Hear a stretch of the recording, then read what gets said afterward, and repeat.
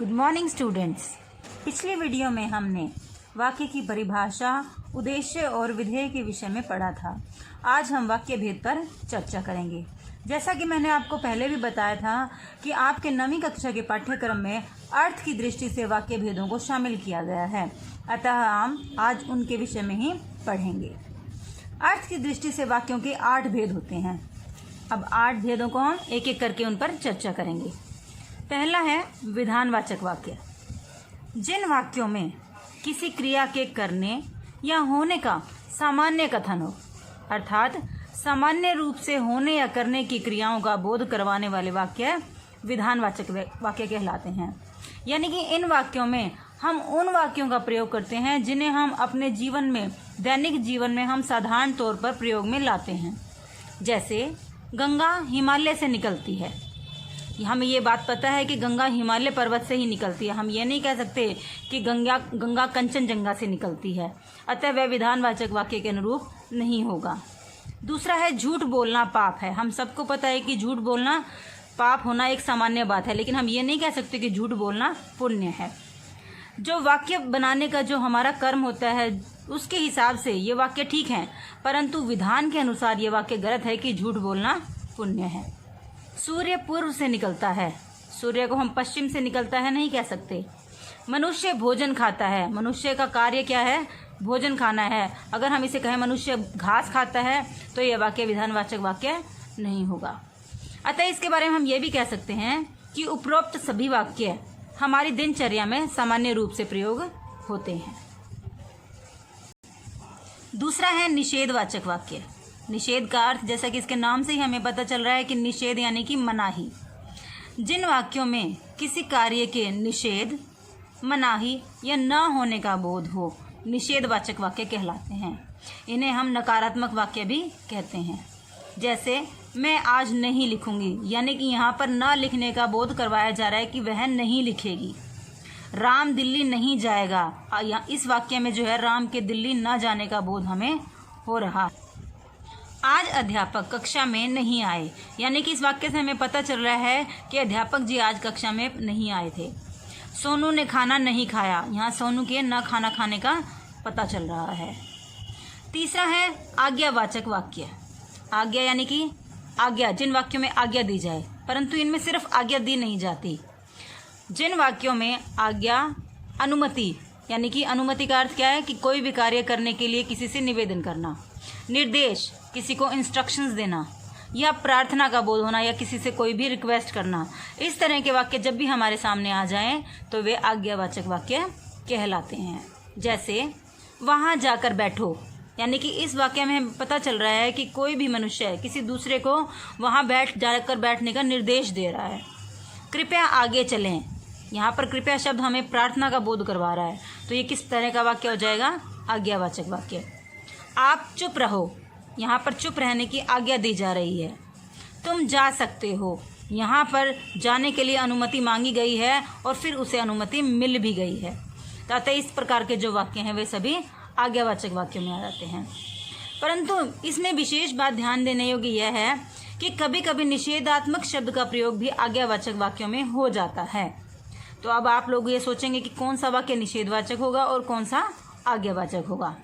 इसकी पहचान ये है कि आज्ञावाचक में मत अव्यय का प्रयोग होता है, यानी कि जो मत निषेधवाचक शब्द है जिसका अर्थ भी मनाही होता है, इस वाक्य का प्रयोग जो है आज्ञावाचक वाक्यों में किया जाता है।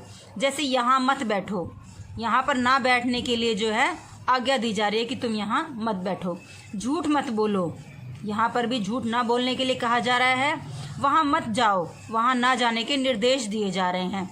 अतः ये किस में आ जाएंगे? आपके आज्ञावाचक वाक्यों में आ जाएंगे। आपको सिर्फ यही ध्यान रखना है कि जहाँ पर मत का प्रयोग हो जाता है, इस तरह के जो वाक्य हैं वे आज्ञावाचक वाक्य में शामिल किए जा सकते हैं। चौथा है प्रश्नवाचक वाक्य। इसके भी नाम से हमें पता चल रहा है कि इन वाक्यों में प्रश्न का बोध हमें होता है। जिन वाक्यों में प्रश्न पूछे जाने का बोध हो और वाक्य के अंत में प्रश्नवाचक चिन्ह आए, प्रश्नवाचक वाक्य कहलाते हैं। प्रश्नवाचक वाक्यों में क्या, कब, किधर, क्यों, कैसे, कहाँ आदि प्रश्नवाचक अवयवों का प्रयोग होता है। जैसे क्या तुम घूमने जाओगे, यानी कि यहाँ पर हमें पता है कि क्या प्रश्न पूछा जा रहा है कि घूमने चलने के लिए जो है प्रश्न किया जा रहा है कि क्या तुम घूमने चलोगे। तुम्हारी पुस्तक कहाँ है, पुस्तक के बारे में पूछा जा रहा है कि पुस्तक कहाँ पर है। तुम कब आओगे, यहाँ पर समय का बोध हो रहा है कि तुम्हें कब आना है, इस विषय में पूछा जा रहा है। मैं तुमसे कहाँ मिलने आऊँ, यहाँ पर स्थान विशेष के बारे में पूछा जा रहा है कि मिलने के लिए कौन सा स्थान निर्धारित किया जाए। अगला है इच्छावाचक वाक्य। इच्छा के भी नाम से बोध हो रहा है कि इसमें इच्छा है। इच्छा यानी कि हमारे मन की इच्छा, परंतु इसमें सिर्फ इच्छा का बोध नहीं होता। जिन वाक्यों में किसी इच्छा, आशा या आशीर्वाद का बोध हो, इच्छावाचक वाक्य कहलाते हैं। इच्छावाचक वाक्य अपने लिए या दूसरों के लिए भी होते हैं, यानी कि ये इच्छावाचक जो वाक्य है वह इच्छा हम अपने लिए भी कर सकते हैं और वह इच्छा हम दूसरे के लिए भी जाहिर कर सकते हैं। जैसे भगवान तुम्हें दीर्घायु करे, यानी कि भगवान तुम्हें दीर्घायु करे, इस वाक्य से हमें क्या पता चल रहा है कि यह किसी को आशीर्वाद दिया जा रहा है। इसका मतलब क्या हुआ, यह इच्छा हम दूसरे के लिए कर रहे हैं। उम्मीद है कि वह यहाँ आएगा, यह हमारे मन में एक उम्मीद लगी हुई है कि उम्मीद है कि वह यहाँ आएगा, यह हमारी इच्छा है। इसमें एक विशेष बात भी ध्यान देने योग्य है। जैसे इस उदाहरण को देखते हैं पहले, काश मैं प्रधानमंत्री बन जाऊं। अब हमें पता है कि जो ये विस्मयादि सूचक चिन्ह है, इस चिन्ह से हमें इसके विस्मयादि बोधक होने का भी जो है हम उसके भ्रम में भी हो सकते हैं, परंतु क्योंकि यहाँ पर इच्छा है, काश हम उस इच्छा के लिए करते हैं जो हम जिस कार्य को करने की हमारे मन में एक बहुत तीव्र इच्छा होती है कि काश मैं प्रधानमंत्री बन जाऊं, या प्रधानमंत्री बन जाने की जो है तीव्र इच्छा मन में जाग रही है। इस वाक्य का प्रयोग विस्मयादि वाचक वाक्य की तरह हुआ है, परंतु ऐसे वाक्य इच्छावाचक वाक्यों के अंतर्गत आते हैं। आप लोगों को यह ध्यान रखना है कि जब भी काश के साथ विस्मयादि सूचक चिन्ह आ जाए और आगे कोई इच्छा जाहिर की हुई है तो वह वाक्य आपका विस्मयादि बोधक ना होकर इच्छावाचक वाक्य के अंतर्गत आएगा। अगला है संदेहवाचक वाक्य। इसके भी नाम से पता चल रहा है संदेह, यानी कि डाउट, जिसे हम इंग्लिश में कहते हैं। जिन वाक्यों में वक्ता की बातों में संदेह या शक का बोध होता है, यानी कि इन वाक्यों में हमें ऐसा लगता है कि यह कार्य हो भी सकता है या नहीं भी हो सकता। इनमें साधारणतः शायद और संभवतः शब्दों का या सकना क्रिया का प्रयोग होता है। आइए उदाहरण के माध्यम से इन्हें स्पष्ट कर लें। संभवतः आज शाम को वर्षा हो। संभवतः का अर्थ क्या है कि यहाँ पर संभावना बताई जा रही है कि संभावना यह है कि आज शाम को बारिश हो सकती है, आज शाम को वर्षा हो सकती है। अब इसमें हमने सकना क्रिया का प्रयोग देखा है और इस वाक्य से भी हमें यही बोध हो रहा है कि यहाँ पर जो है वर्षा के होने की संभावना लगाई जा रही है कि आज शाम को वर्षा हो सकती है। तीसरा है शायद आज शाम को वर्षा हो। जब यहाँ शायद शब्द आ गया तो यह जो है अपने आप ही संदेहवाचक वाक्य के अंतर्गत आ जाता है कि शायद आज शाम को बारिश हो सकती है। विस्मयादिवाचक वाक्य। जिन वाक्यों में से किसी हर्ष यानी कि खुशी, शोक यानी कि दुख, भय, डर, आश्चर्य, हैरानी, उत्साह, जोश, यानी कि इस तरह के भावों का जब हमें किसी भी वाक्य में बोध होता है तो वे वाक्य विस्मयादिवाचक वाक्य के अंतर्गत आते हैं। इन वाक्यों में विस्मयादि सूचक शब्दों के बाद विस्मयादि सूचक चिन्ह, इस चिन्ह का जो है प्रयोग हमें दिखाई देता है। जैसे वाह क्या खूब लिखा है। अब हमें इसमें क्या दिख रहा है कि हम यहाँ पर किसी को उत्साहित कर रहे हैं, हमें किसी के लिखे ऊपर इतनी खुशी हो रही है कि हम उसका उत्साहवर्धन कर रहे हैं कि वाह क्या खूब लिखा है, यानी कि बहुत अच्छा लिखा है। अरे इतनी बड़ी इमारत, इसमें हमें आश्चर्य का भाव दिखाई दे रहा है कि इतनी बड़ी इमारत को देखकर जो है हैरानी का भाव जो है हमारे मन में उत्पन्न हो रहा है।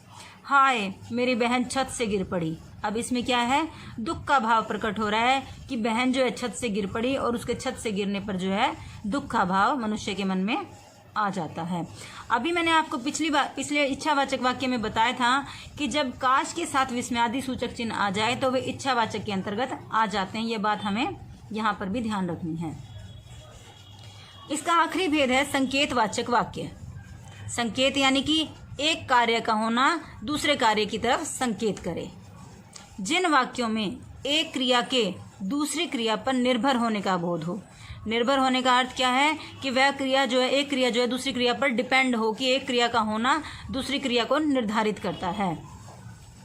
तो इस तरह के जो वाक्य हैं वे किस में आ जाते हैं, आपके संकेतवाचक वाक्य के अंतर्गत आते हैं।